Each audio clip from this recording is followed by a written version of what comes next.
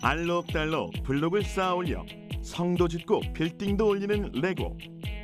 이처럼 블록을 여러 개 쌓아 올려 구조물을 만드는 기술을 모듈러 건축이라고 합니다.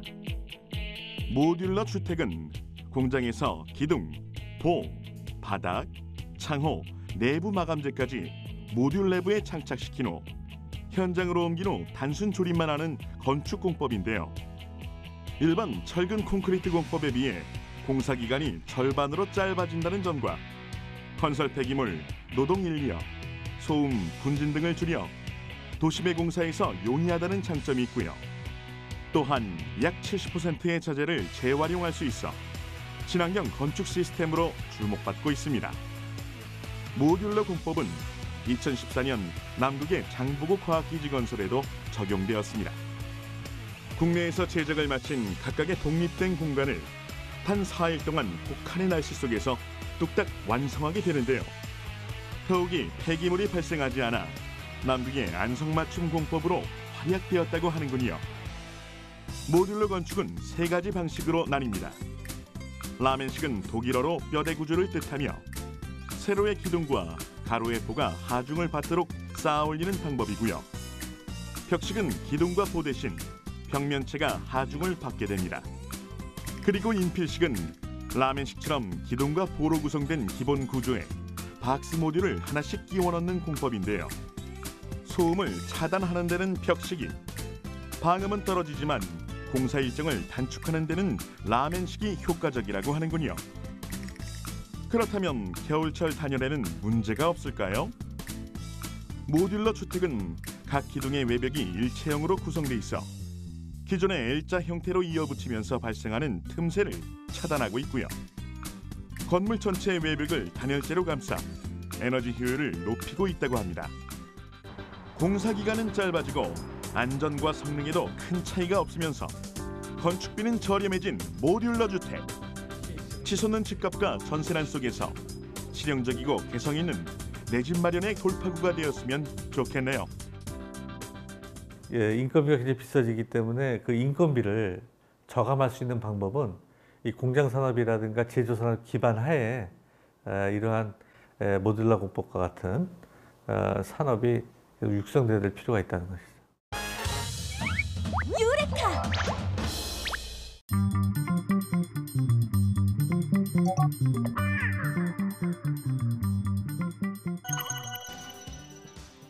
세계 20여 개국으로 제품을 수출한다는 한 회사.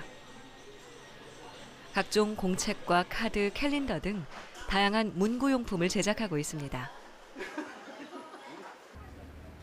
මේ තියෙන මේ නිව්යෝක් ස්කයිලයින් එක තියෙන්නේ. ඒ කියන්නේ මේක පින්තූරය අරගෙන මේ අතින් ඇඳලා තියෙන්නේ මේක. 이 상품들은 한 가지 공통점이 있습니다. 그건 바로 모두 같은 천연 원료를 쓴다는 점인데요. 이 모든 게 코끼리 똥으로 만든 거랍니다. 믿어지시나요? Out of the elephant dung, we making paper and production. We recycling elephant dung. You know, elephants are vegetarian, herbivorous. They eat more fibrous food. It is 90% fiber. Okay, this is the fiber. 즉, 코끼리가 소화 못하고 내보낸 섬유질을 똥에서 뽑는 건데요. 그 섬유질이 종이를 만드는 성분과 같은 겁니다. 혹시나 위생에 문제는 없을까?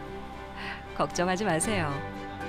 햇볕으로 말려 한 번 살균한 뒤 4시간을 끓여서 2번 살균해 깨끗하고 위생적인 원료로 재탄생하거든요.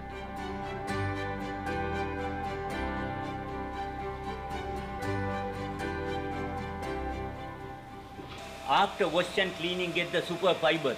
Okay, no bacteria and germ in this. We now ready for the production. 그렇다면 코끼리 똥이 어떻게 종이가 될까요? 종이를 만드는 방법은 다를 게 없습니다. 먼저 똥에서 추출한 섬유질을 잘 풀어서 죽으로 만드는데요. 이것이 종이를 만드는 재료인 펄프가 됩니다.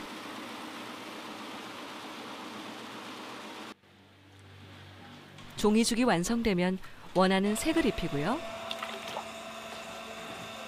각각 제품에 맞는 크기의 틀에 종이죽을 얇게 펴줍니다. 앞으로 사흘 정도 건조시키면 코끼리똥 종이가 완성됩니다.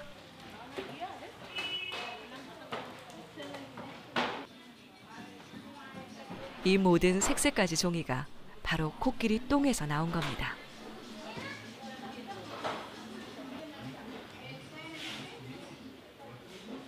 මේ කිලෝ 30ක විතර පේපර් 250ක් විතර කිලෝ දිනේට මොනවද වෙන්නේ කිලෝ දින අලිපෙටි මේ අලිපෙ ඔක්කොම එකතු වෙනකොට කිලෝ 30ක් එන්නේ. 코끼리 한 마리는 하루 최대 660장의 종이를 만드는데요. 1년이면 24만 장에 이르죠. 즉, 코끼리 한 마리의 똥으로 30년생 나무 240그루를 살린 겁니다. 유레카!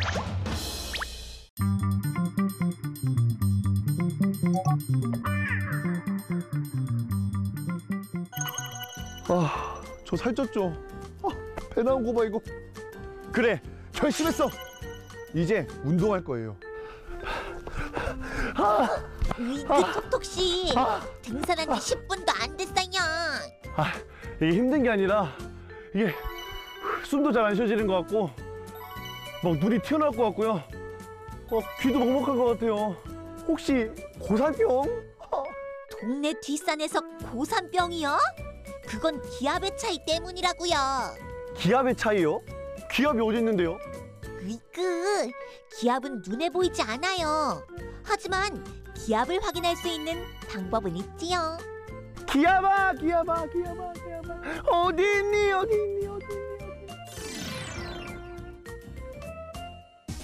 생활 속 기압을 느낀 순간은 언제인가요? 하품할 때 귀가 약간 멍멍해지는 거. 기차 타고 갈 때 귀가 먹먹해질 때. 높은 곳에 올라갔다가 내려올 때요. 전기밥솥으로 밥을 하다 보니까 압력밥솥으로 할 때보다 기압이 좀 많이 떨어지더라고요. 약간 삶는 느낌의 밥이 되더라고요. 교수님 강의 들어갈 때 막 몸이 무거워지면서 처질 때 막. 제가 지금 저비압인데 저 그냥 갈게요. 지금이요? 여자친구랑 싸웠을 때가 좀 아무래도 가장 저기압이지 않나 그때가. 여자친구 싸울 때. 그렇다면 진짜로 이제 기압을 눈으로 관측할 수 있는 방법이 있을까요? 기압을 눈으로 관측하는 방법. 글쎄요, 그건 잘 모르겠네요. 실제 기압을 관측하려면 이과를 가야겠죠. 이과를 가면 된다. 눈에 보이지 않는 기압을 볼 수 있는 방법, 우리 함께 만들어 볼까요? 우선 미세한 변화를 관측할 수 있도록 1cm 간격으로 눈금을 표시해 줍니다. 잘 지워지지 않는 유성펜으로 그려주는 센스 필요하겠죠? 근데 톡톡씨, 눈금이 너무 삐뚤빼뚤하다. 일정한 간격으로 예쁘게 좀 그려봐요. 눈금을 다 표시했다면 이제 페트병 뚜껑에 빨대가 들어갈 수 있도록 구멍을 뚫어줍니다. 뾰족한 도구를 이용해야 하니 조심, 또 조심하세요. 자, 빨대가 들어갈 수 있는 공간이 충분하게 만들어졌다면 페트병 길이와 맞는 빨대를 쓱 꽂아줍니다. 준비된 물과 물감, 제일로 좋아하는 색깔의 물감을 선택한 뒤 잘 섞이도록 저어주세요. 골고루 섞인 물을 페트병에 3분의 1 정도 넣고 뚜껑을 꽉 닫아줍니다. 이제 가장 중요한 하이라이트! 페트병 안에 공기가 들어가지 않도록 절연 테이프를 이용해 꽁꽁 감싸줄 텐데요. 기압을 측정하려면 빨대안 기둥에 높이 차이가 생겨야 하는데요. 톡톡씨의 숨결을 가득 담아 후 공기를 주입하자 빨대를 타고 올라오는 물! 기압에 따라 빨대 속 물 기둥은 어떻게 변할까요? 고기압의 경우에는 저기압보다 주변의 공기가 더 많아져서 빨대 속의 물 기둥을 더 세게 누르게 되는데요. 빨대 속 물기둥은 대기의 기압과 페트병 내부 공기의 기압이 같아질 때까지 내려가게 됩니다. 반대로 저기압의 경우에는 고기압보다 물기둥을 누르는 힘이 적어 물기둥이 올라가게 되는 것입니다. 페트병 기압계를 들고 남산 서울타워를 찾은 톡톡씨. 엘리베이터를 타고 페트병 기압계 관측 시작. 전망대를 향해 쭉쭉 올라가자 함께 올라가기 시작한 빨대 속 물기둥. 반대로 엘리베이터가 내려갈 경우 물기둥이 내려가는 걸 확인할 수 있습니다. 기압, 이제 눈으로 확인하세요. 유레카!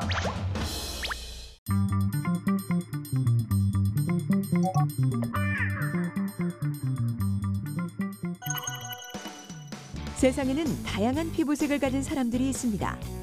우리는 이 피부색에 따라 극의 황인종, 백인종, 흑인종으로 구분하죠.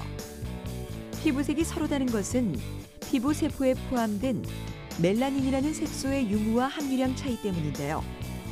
멜라닌 색소가 많을수록 피부는 검은색, 적을수록 흰색에 가까워집니다. 우리의 피부는 햇볕을 받으면 자외선의 자극을 최대한 줄이기 위해 피부 아래층에 있는 세포에서 멜라닌을 만들어 피부 위쪽으로 올려보내 자외선 침투를 막아냅니다. 햇볕에 많이 노출된 사람일수록 이 멜라닌이 많이 형성되어 피부가 검게 변하고 햇볕에 대한 저항력도 강해지죠. 인종별 분포를 보면 대개 황인종은 동양에, 백인종은 유럽에, 흑인종은 아프리카 쪽에 살고 있다는 걸 알 수 있는데요. 물론 인종별로 삶의 터전이 결정된 이유에는 여러 가지가 있겠지만 피부색에 있어 자외선과 멜라닌의 영향이 크다면 지역마다의 일조량 차이도 하나의 이유로 작용하지 않았을까요? 우리 북유럽을 예를 들어 봅시다. 북유럽에 가면요. 얼굴이 아프리카에 있는 사람처럼 까만 사람들은 살아남을 수가 없어요. 왜 그러냐면은 북유럽에 가면 햇빛이 적잖아요. 이 비타민 D 활성을 못하는 거예요. 그런 사람들은 시름시름 앓다가 빨리 죽고 또 그 지역에서 살아남게끔 잘 적응한 사람들이 피부가 하얀색을 가지게 됐어요. B2가 잘 돼서 비타민 D 활성이 잘 되는 거죠. 그래서 사실은 사람들이 피부색이 다른 이유가 자기가 살고 있는 지역에서 맞게끔 살아남기 위해서 그런 선택을 했다는 이론이 있어요. 그게 제일 우리가 설득력이 있는 이론이라고 할 수가 있죠.